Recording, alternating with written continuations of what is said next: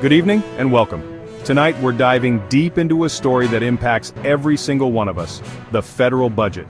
The White House just released its latest budget request, and it's sparking intense debate with proposed cuts across a range of programs, from education to energy assistance. We're going to break down the top 5 things you need to know about this controversial budget blueprint and what it could mean for you, your family, and the country as a whole. Let's get started. The White House is proposing deep cuts to a wide array of domestic programs. We're talking about programs that millions of Americans rely on. One of the most significant targets is the Low-Income Home Energy Assistance Program, or LIHEAP. This program helps low-income families pay their heating and cooling bills. The budget proposes to completely eliminate LIHEAP, which could leave vulnerable families out in the cold, literally. Another program facing the chopping block is the Sexual Risk Avoidance Education Program. This program funds abstinence-only sex education. The administration argues that these programs are ineffective and that the funding can be better used elsewhere. But critics argue that these cuts would disproportionately impact low-income communities and communities of color. This budget proposal highlights a stark contrast in priorities. While many domestic programs face deep cuts, the Pentagon is slated for a significant funding boost. The administration is asking for a 13% increase in defense spending, which would bring the total to over $886 billion. This increase would be used to modernize the military's aging equipment, increase the size of the armed forces, and bolster the country's defenses against threats from China and Russia. To put that in perspective, the proposed increase in defense spending is more than the entire budget for the Department of Education.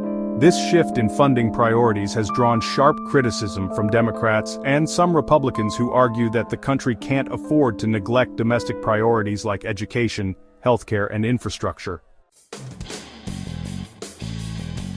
You might think a 13% increase in defense spending would satisfy even the most hawkish members of Congress. But you'd be wrong. Some Republicans argue that this increase isn't enough to keep pace with inflation and the growing threats facing the country.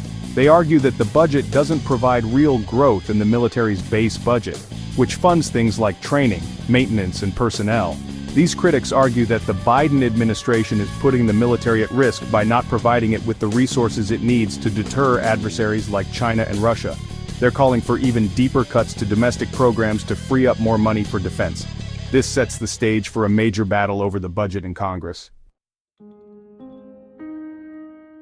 One specific program noticeably absent from the budget's list of cuts is Head Start. This program provides early childhood education to low-income children. The budget proposes significant cuts to the Department of Health and Human Services, which oversees Head Start. However, the budget document itself doesn't specifically mention any changes to Head Start funding. This omission has left many wondering about the program's fate. Some speculate that the administration may be planning to address Head Start funding in a separate proposal. Others believe that the omission was intentional, designed to avoid further controversy.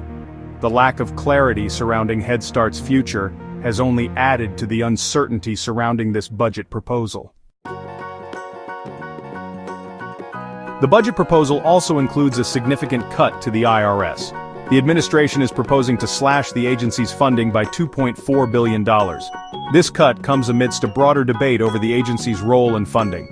The administration argues that the IRS is bloated and inefficient and that these cuts will streamline the agency and make it more accountable to taxpayers. However, critics argue that these cuts will only make it harder for the IRS to do its job, which includes collecting taxes, enforcing tax laws, and providing customer service to taxpayers. They argue that these cuts will ultimately lead to lower tax revenue and a larger budget deficit.